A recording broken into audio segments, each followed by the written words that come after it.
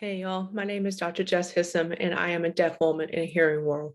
Thank you to the Scout Guy of Huntsville for giving me a chance to use my voice to share my story and about how I accepted and redefined my deaf identity. A little background about me. I was born severely, profoundly deaf with a sensory neural hearing loss to two hearing parents. By the time I was 2.5 years old, I got my first cochlear implant, and by the time I was 10, I got my second cochlear implant. So I am a bio cochlear implant user. If you follow my Instagram, I go more into depth about my story with my Wine Night with Jess series. Our primary language at home is spoken English, so my parents chose the route of hearing devices, cochlear implants, and auditory verbal therapy with some sign. I did not use American Sign Language, but as my primary language, but we knew it would take a lot of work and a lot of hard work to be able to use both languages. And my parents felt like that the best choice for me and our family was to do spoken English with cochlear implants and sign a little bit as needed. So my family and I have an interesting side of a story because we've been labeled as autists often at time, which means the notion that one is superior based on one's ability to hear and or behave in the manner of one who hears. Since we have cochlear implants and we use auditory verbal therapy, and we also advocate for listening and spoken language as an option in our deaf community and deaf culture both. And there's a lot of hostility to this as well. And some of it is understandable as when cochlear implants were invented, people viewed cochlear implants as something that was a cure, like slap on the Band-Aid fix problem. And often in some cases, it takes away one's cultural identity too, because American Sign Language especially, is very integrated into our deaf culture and community as well. So it was a very dicey subject for a long time. And because of the choice that my parents ultimately chose, and I still choose to utilize, I was rejected from the deaf community and culture, both at a young age, because I have cochlear implants and I don't sign fluently. So I was mainstream in a school of all hearing peers. I did not have any deaf peers for a very long time, except my brother and sister. I was not considered deaf enough or not culturally deaf enough for a very long time with my deaf culture because I'm oral deaf. And if you follow our cultural in our community, we've started using terms more of identifying how we have language with our deaf community. So I'm oral deaf, but because I do not sign, but I use English as my primary language, spoken English. But then in the hearing world, I'm deaf because I can't keep up with all my hearing peers and I have a disability. I have to continually advocate and have accommodations for my disability. And so my deaf journey has been about redefining what deaf means and bringing awareness to our beautiful diversity and our culture, both to my peers and the world that I am. So when I feel like I interact with hearing people and they think about what a deaf individual looks like, they see someone who does not hear and signs fluently only and does not speak.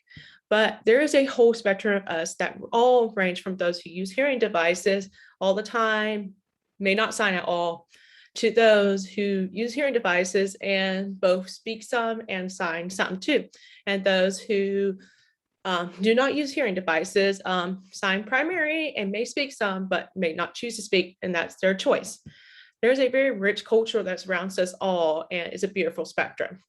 While I recognize utilizing a hearing device with a cochlear implant makes it easier to, so to speak, to interact with my hearing peers and does not create as many barriers in the hearing world, I still have many experiences and hardships as a deaf woman. Because I'm often excluded from conversations, especially in large gatherings, because I don't hear well enough. And I'm excluded from other conversations as well in my deaf culture because I don't sign. I'm isolated when I can't follow a conversation, especially in certain environments that are really loud and noisy. I can't catch every single word that is heard with my co-parents, especially when the conversation is really fast. One person's jumping from another person before another person finishes talking. And so it gets lost easily. And then I lip read when I need to, and to strengthen my comprehension of my language.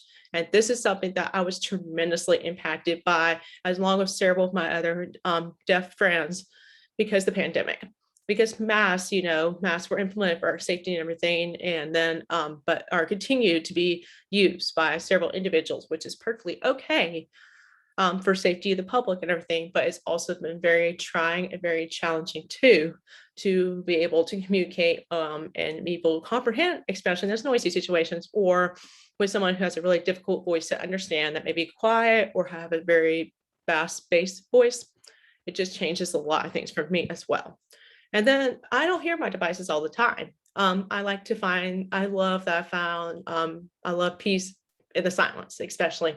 And my husband, as my husband is hearing, and my whole family is hearing, except for me and my brother and sister with cochlear implants, we all know how to adapt with each other and our needs when I cannot hear my devices. And they know what they need to do to be able to communicate with me well. Because, you know, the reason I choose to unplug so often and enjoy that silence is because it takes so much energy to hear. It is exhausting. It's exhausting to use cochlear implants at times, but the same way that it's exhausting for someone who may be able to walk but chooses to be uses a wheelchair for their mobility device, because it takes a lot of energy for them to try to walk, and they're able to access the world much better using a wheelchair. But then again, we also know that our community is not very accessible at all for people who choose to use a wheelchair as their mobility device as well. So for me, hearing aids is almost a way of me using my communication device, but even using that as my communication device, it takes a lot of energy to hear.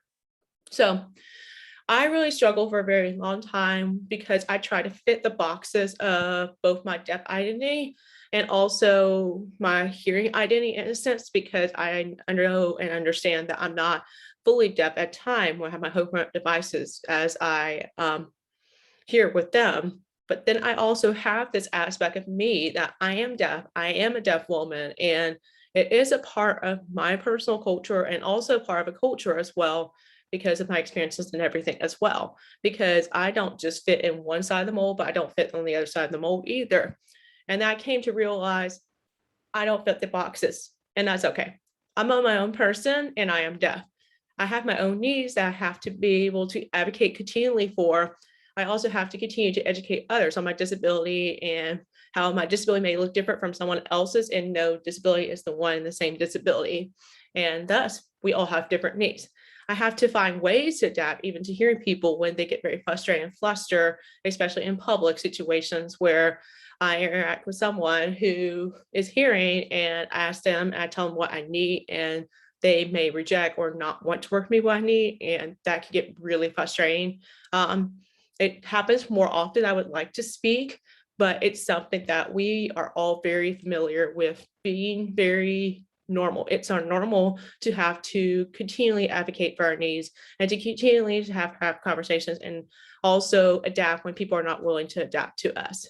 And then, of course, I use more energy to interact with my world every day to communicate what I need to be able to communicate. So I began my Instagram primarily because I wanted to share a perspective of what it means to be deaf, at least from my own perspective, and to redefine a piece of me that I felt like was looked down for so long from my deaf peers and my hearing peers both, and a piece of me that I was taught to reject for myself for so long because I wasn't I wasn't enough, I wasn't more. And then because I knew in the back of my mind, I knew I was not the only one. I knew there were others like me, but I had not just met more people who were like me or similar to me. And so I was blessed in the last year, especially with the pandemic slowing down everything, to be able to really focus on my platform and find so many new friends and amazing individuals, some similar to me and some who are culturally deaf with very rich stories and open perspectives both. And the last 10 years, I have become a lot more confident in my deaf identity, and I'm proud to advocate for both my needs and the needs of my deaf community. Because, as I said before, we don't all fit into one box. We all have very different needs. So, to be honest, the biggest thing you can ask us is, what do you need?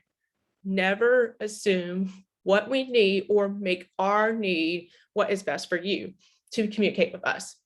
Never assume that we all livery. Some sign fluently, and some need more note writing and written communication to be able to fully comprehend what's going on. And then some of us may need just to speak well, and actually clear and not louder. I cannot tell you how many times it actually infuriates me when someone tries to speak louder and thinks it's going to help me understand better, and usually it doesn't, because it just changes your voice like this. And you can see how hard that was to comprehend just right there. Versus if I just continue to speak clear with you, you can have good understanding of me and good comprehension both. And then, be open to our stories, be open to learning about our needs, and then do what we need versus do what you think we need versus what we actually need.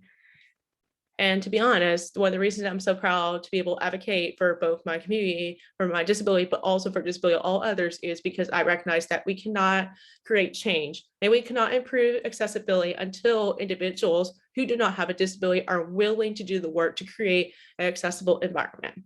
We have had to adapt for so long to accommodate everyone else and take care of our own accommodations. And honestly, it gets exhausting.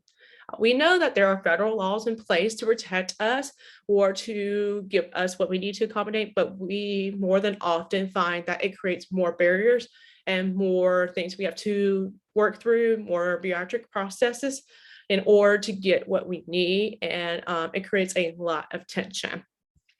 And then we're overlooked with job hiring, other opportunities, and more than often we are excluded from the conversation, even about accessibility rights and everything. So the next time you meet an individual with a disability, let them tell you what they need. If they don't need anything, don't push them further. If they share their story with you and what they need, believe me when I say that we will remember and appreciate you. Thank you to the Scout Guide for allowing me to share my experiences.